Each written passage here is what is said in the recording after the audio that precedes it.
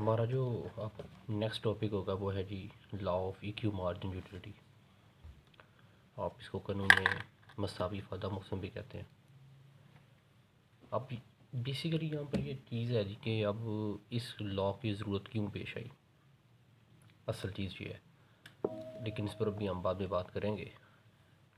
इससे पहले अगर आपने फर्स्ट लेक्चर में लॉ ऑफ डीएमयू को सुना हो, जो इससे एक लेक्चर पहले है, तो उसमें भी हमने कंज्यूमर के बिहेवियर को स्टडी किया था। ये भी कंज्यूमर के बिहेवियर को स्टडी करता है। फ़र्क दोनों में क्या है? फ़र्क दोनों में ये है कि लॉ ऑफ डीएमयू के अंदर, law of DMU diminishing margin utility जो इससे पहले वाला था, उसके अंदर हम इनकम के कॉन्सेप्ट को इग्नोर करते हैं। यानी कि इनकम ऑफ द कंज्यूमर जो है उस चीज़ को हम क्या करते हैं, इग्नोर करते हैं, इसका जिक्र हम नहीं करते। लेकिन लॉ ऑफ इक्यू मार्जिन यूटिलिटी में हम कंज्यूमर की लिमिटेड इनकम जो उसकी है उसको फोकस करते हैं, क्योंकि एक नेचुरल फिनोमेना है कि कभी भी कोई शख्स जो है वो अनलिमिटेड किसी चीज़ को नहीं खरीद सकता। तो इसलिए उसके ऊपर हम कॉन्स्ट्रेंट लगा देते हैं, एक रुकावट लगा देते हैं, जिसे हम कहते हैं जी कि उसके पास एक लिमिटेड बजट है जिसके अंदर वो अपनी सेटिस्फेक्शन को मैक्सिमाइज़ करता है। और यही एक रैशनल कंज्यूमर का बिहेवियर होता है कि वो अपनी यूटिलिटी को मैक्सिमाइज़ करना चाहता है। किस लिहाज से? अपनी मनी स्पेंड के लिहाज से, अपनी मनी इनकम के लिहाज से। हम यहाँ पर जो लफ्ज़ EQ है ना, इसका मतलब है इक्वल। ये इक्वल से निकला। इक्वल का मतलब बराबर। तो वो मुकाम जहाँ पर आपकी मार्जिनल यूटिलिटीज़ बराबर हो जाएं, उसको हम कहते हैं law of EQ marginal utility. इसके लिए अब वो कैसे होगा ये सारा अब हम देखते हैं। इसके लिए सबसे पहले आप इस चीज़ को समझें कि total utility from a given amount is maximum when it is spent on various goods in such a way that MU of all good become equal। ये बड़ी समझने वाली बात है कि जिस मुकाम पर आपकी MU बराबर हो जाएगी ना, ये याद रखें, बड़ा आसान फार्मूला जिन में रखें, जहाँ पर आपकी MU इक्वल हो जाएगी वहाँ आपकी TU मैक्सिमम होगी। ये भी हम प्रूफ भी करेंगे कि जहाँ MU इक्वल होगी वहाँ TU मैक्सिमम होगी। इसी से इस लॉ का प्रूफ निकलेगा। इसलिए इस लॉ को कई नामों से जाना जाता है, वो भी हम देखते हैं कौन कौन से नाम हैं। इससे पहले आप किसी कुछ ना अजम्पशन देख लें। अजम्पशन बहुत ज़रूरी है। नंबर 1, कंज्यूमर हम फ़र्ज़ कर लेते हैं कि उसके पास 5 रुपीज़ है जो वो स्पेंड करेगा 2 गुड्स पर। ये अभी हमने फ़र्ज़ किया 2 गुड्स, 2 से ज़्यादा भी हो सकती हैं। हमने फ़र्ज़ किया 2 गुड्स हैं कोई भी। इस वक्त हम अपनी मिसाल में 2 गुड्स कौन सी ले रही हैं? राइस और शुगर। अब आपको फील होगा पता नहीं ये ₹5 ली हूँ मैं, तुझे कैसे स्पेंड होंगे। एक हाइपोथेटिकल सिनेरियो, आप 5 की बजाय 50 ले लें, वो आपकी सर वो है हेटिक है, उसको कैसे मैनेज करना है आपने। He wants to spend his amount of money on 2 goods. हमने इसके इस वक्त 2 गुड्स कौन सी ली हैं? एक राइस और sugar. He want to get maximum utility from this amount of money. Common सी बात है, एक रैशनल कंज्यूमर के पास क्या होता है कि वो अपनी यूटिलिटी को मैक्सिमाइज करना चाहता है। और every utility of every good falls, ये बेसिकली हमने DMU में देख लिया था कि जैसे जैसे वो चीज़ का इस्तेमाल बढ़ाता जाएगा उसकी मार्जिन यूटिलिटी जो है वो कम होती जाएगी। अब आप इसमें यहाँ पर एक चीज़ देखें, आप इस किताब का से देखते हैं, किस कानून को हम लॉ ऑफ मैक्सिमम सेटिस्फेक्शन भी कहते हैं, क्योंकि यहाँ पर उसकी मैक्सिमम सेटिस्फेक्शन मैक्सिमाइज हो जाती है। और लॉ ऑफ सब्स्टिट्यूशन भी इसका एक नाम है। इसलिए है क्योंकि कंज्यूमर सब्स्टिट्यूट कर रहा होता है। सब्स्टिट्यूट का मतलब ये है वो मुतबादल कर रहा होता है, एक के बदले दूसरी चीज़ के ऊपर अपने आप को शिफ्ट कर रहा होता है। ये राइस का MU है, ये शुगर का MU है। अब इसको आपने स्किप नहीं करना, वीडियो को पूरा समझना, ताकि फिर ही आपको ये क्लियर होगा कि ये कैसे ड्राइव होती है। और ये उसके पास रुपीज़ मनी इनका। अब हमने फ़र्ज़ कर लेते हैं कि कंज्यूमर के पास कुल 5 रुपये हैं और इस कानून की ये कंडीशन है कि उसने सेविंग नहीं करनी, सेविंग नहीं करनी, तमाम पैसे खर्च करने हैं, ये ज़हन में रखें। अब हम क्या देखते हैं कि अगर वो अपने सारे के सारे पैसे राइस पर लगा दे, शुगर पर लगा देता है, तो फ़र्ज़ किया पहले पर 12 यूटिलिटी मिली, 12, 10, 8, 6, 4, ये हम पुराने दौर देख कर आए हैं DMU में कि ये गिरती रहती है। अगर वो सारे पैसे अपने शुगर पर लगा दे तो टोटल यूटिलिटी मिलेगी 40। और अगर वो अपने सारे पैसे लगा दे चावल पर, तो आप देखें 10, 8, 6, 4, 2, अगर इन सबको मैं जमा करूँ जो 30 आएगा। लेकिन हमने जो पहले बात की है कि कंज्यूमर बदल बदल कर इस्तेमाल करेगा उस मुकाम तक कि उसकी मार्जिनल यूटिलिटी जो है, उसकी जो एमयू है वो बराबर हो जाए, और यहाँ पर उसकी टीयू क्या होगी, मैक्सिमम होगी। अब ये चीज़ हमने इसमें से प्रूफ करनी है। अब बड़े ध्यान से देखें इसको। इस कानून के बनाते वक्त वसीयत है स्टूडेंट आप ये में रखें कि जो भी आपने इसकी वैल्यू लेनी है 12, 10, 8, 6, 40, इसकी जो दूसरी होगी ना वो इसकी पहली बना दें। इससे कानून आसान हो जाएगा आपका। ठीक है, अगर आप फोर्थ में वैल्यू चेंज कर लेते हैं, आप कहते हैं जी मैंने 14 वैल्यू लेनी है, ठीक है जी, 14, 12, 14, 12, 10, 8, 6, तो यहाँ पर जो 12 होगा ना उसको यहाँ पर पहला बना दें, इधर 12 बना दें, ये आपकी मर्ज़ी है। अब देखें आप उसके पास कौन कौन सी ऑप्शंस हैं कि 1 रुपया लगा दे चीनी पर तो कितनी यूटिलिटी मिलेगी, 12। तो जब 1 रुपया चीनी पर लगाएगा तो कितने पैसे बच जाएंगे, 4 रुपये। तो फिर वो जब 4 रुपये लगाएगा चावल पर तो उसे यूटिलिटी मिलेगी 10, 8, 6, 4। ये देखें ये 4 रुपये ना, ये सामने। दूसरी ऑप्शन क्या है कि 2 रुपये लगा दे चीनी पर तो पीछे कितने पैसे बचेंगे, 3 रुपये। तो 3 किस पर लगाएगा, राइस पर, तो यूटिलिटी मिलेगी 10, 6, 4, 8, 6। दूसरी ऑप्शन क्या है जी कि 3 रुपये किस पर लगा दे, राइस पर लगा दे, इधर चीनी पर लगा दे, शुगर पर लगा दे, तो 10, 8, 6 मिले, 8, 10, 12, 10, 8 मिलेगी, और वहाँ से 10 और 8 मिलेगी। अब अगर आप ज़रा एहतियात से देखें ना तो अगर वो 3 रुपये लगाए ना शुगर पर तो यूटिलिटी कितनी मिली है, 8, और 2 रुपये लगाए चावल पर तो कितनी मिली है। तो ये देखें इन दोनों मकामात पर आपकी एमयू बराबर हो गई है। अब यहाँ पर एक सवाल ज़हन में आता है कि एमयू तो यहाँ भी बराबर है, ये भी 6 है और ये भी 6 है, तो यहाँ कंज्यूमर इक्विलिब्रियम में क्यों नहीं होगा। इसलिए नहीं होगा कि यहाँ पर पैसे ज़्यादा खर्च हो जाएंगे।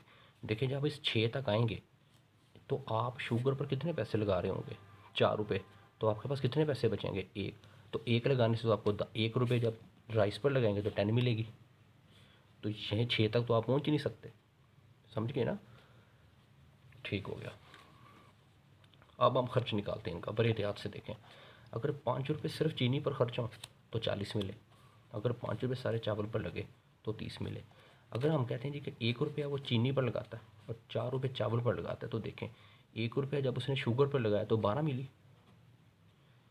और बाकी 4 रुपये लगाए उसने चावल पर तो 10, 8, 6, 4। ये देखें ये सारा हिस्सा रेड वाला ये हो गया, ये रेड वाला जो हिस्सा हो गया ये राइस पर। इस तरह आप 2 रुपये लगा दिए शुगर पर तो कितने मिले जी, 12 और 10। ये देखें तो फिर 3 रुपये किस पर लगाएगा, चावल पर, राइस पर, तो 3 रुपये लगाने से कितनी मिली, 10 जमा 8 जमा 6। ये देखें तो कुल फ़ायदा कितना हुआ, 46।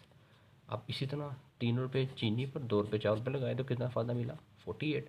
अब आप यहाँ से देख रहे हैं कि अगर वो अपने सारे के सारे पैसे चीनी पर लगाता है, शुगर पर लगाता है तो 40 मिला टोटल यूटिलिटी, और अगर चावल पर मिलता है तो 30, और अगर ये कम्बिनेशन बनाए तो 40, ये बनाए तो 46।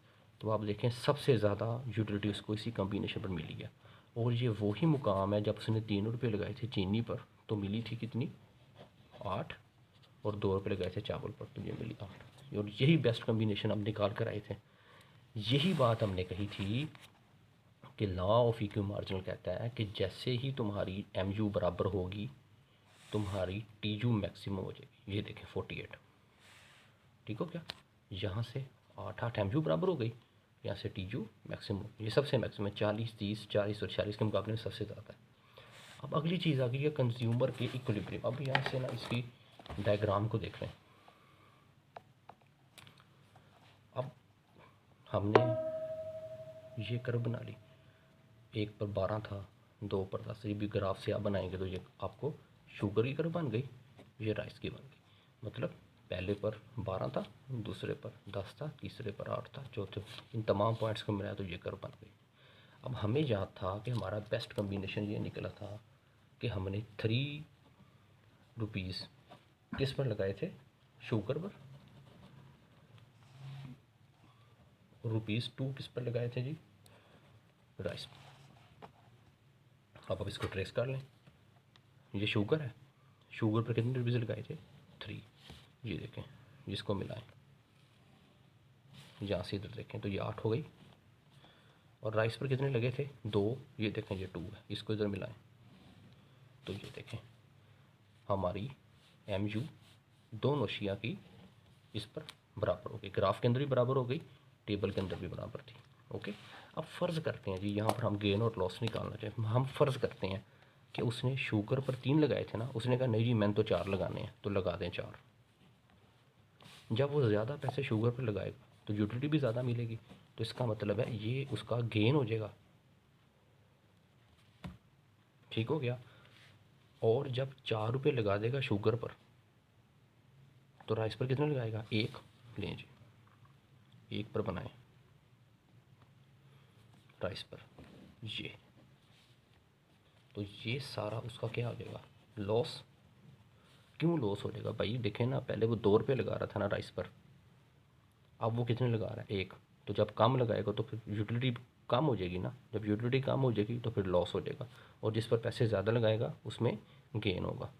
अब आप खुद देख रहे हैं कि ये जो गेन वाला बॉक्स है, ये जो बॉक्स है, ये जो बॉक्स है ये स्मॉल है, और ये जो बॉक्स है ये लार्ज है। इसका मतलब है हमें गेन कम हुआ है और लॉस ज़्यादा हुआ है, इसलिए ये कॉम्बिनेशन हमारे लिए फिजिबल नहीं है।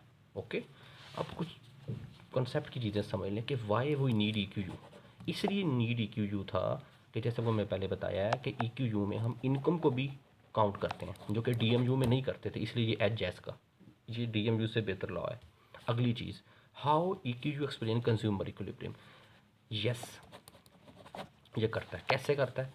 ये कंपेयर करता है MUX over price of X, वो बराबर होनी चाहिए MUY over price of Y के। ठीक है, अगर हमने 2 गुड्स ली हैं तो ये दोनों की रेशोज आपस में बराबर होनी चाहिए। इसकी ब्रीफ जो है ना, वो हम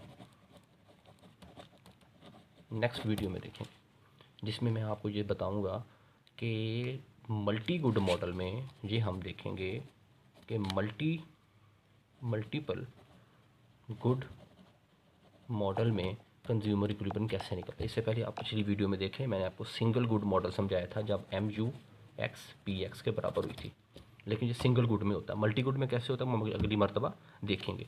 और EQU का मतलब क्या था? बराबर, मतलब इक्वल। ठीक है, तो ये हमारी तमाम गुफ्तगू कंप्लीट हो गई।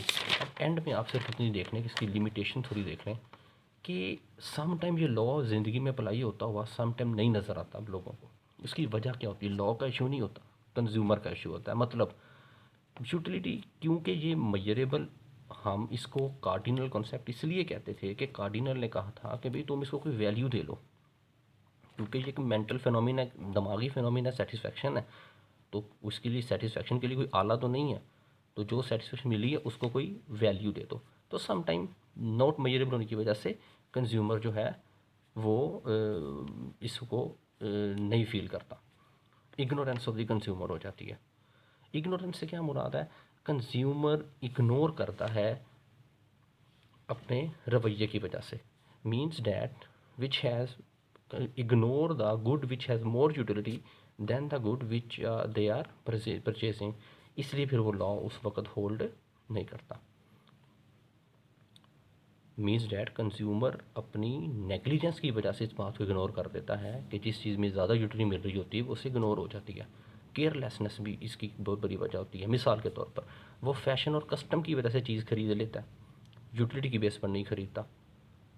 ये प्योर इकोनॉमिक्स के अंदर हमारे कुछ कॉन्सेप्ट हैं जिनको हम कहते हैं कि जी वेबलन इफ़ेक्ट, स्नोब इफ़ेक्ट, ठीक है, और जी बैंड वैगन इफ़ेक्ट।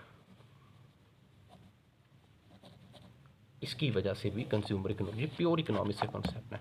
इसके ऊपर हम एक अलहदा वीडियो रिकॉर्ड करेंगे जिसमें आपको ये समझाएंगे कि ये इफ़ेक्ट क्या होते हैं, ये कैसे अमल करते हैं। उसके बाद है जी indivisibility of goods, some time चीज़ें इंडिविजिबल नहीं होती। मिसाल के तौर पर काओ, टेलीविज़न, चीज़ें इंडिविजिबल नहीं होती और इसलिए इनकी इक्वलाइज़ करना MU मुश्किल हो जाता है, क्योंकि हमारी ये कंडीशन थी कि चीज़ें जो हैं वो डिविजिबल होनी चाहिए। Thank you.